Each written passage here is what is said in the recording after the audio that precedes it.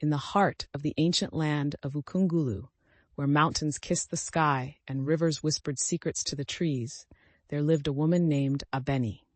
But Abeni was no ordinary woman. She was a giant towering over the tallest baobab trees. Her footsteps shook the earth, and her laughter echoed through the valleys like rolling thunder. Despite her great size and strength, Abeni was gentle-hearted and kind. She weaved baskets for the villagers, gathered the ripest fruits from the highest branches, and protected the people from wild beasts. Yet despite all her kindness, no man dared to marry her. They feared her size, whispering tales of crushed homes and broken bones. Abeni longed for love but had resigned herself to a life alone. One evening, as the sun melted into the horizon, an old woman appeared at the edge of the village. She was draped in a robe woven from shadows and moved with an unnatural stillness. The elders recognized her immediately. She was Mama Esha, the village seer. "Abeni," she called, her voice like dry leaves rustling in the wind. "You have been kind to this land, and now the ancestors wish to reward you. Your true love waits in the land of the unseen. Will you accept him?"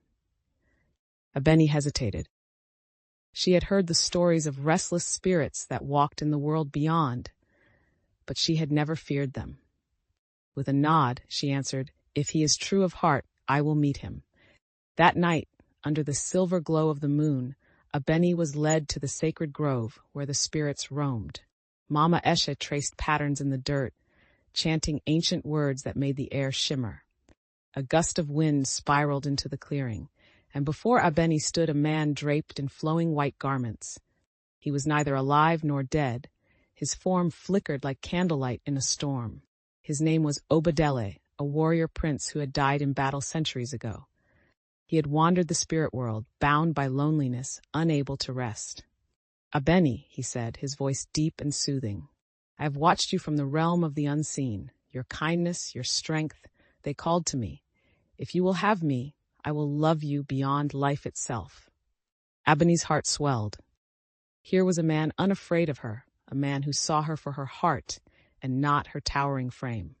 "I accept you, Obadele, but how can we be together when I live in flesh and you walk in spirit?" Mama Esha smiled knowingly. "Love bridges all worlds, child.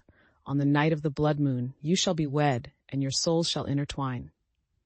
The village gathered to witness the impossible.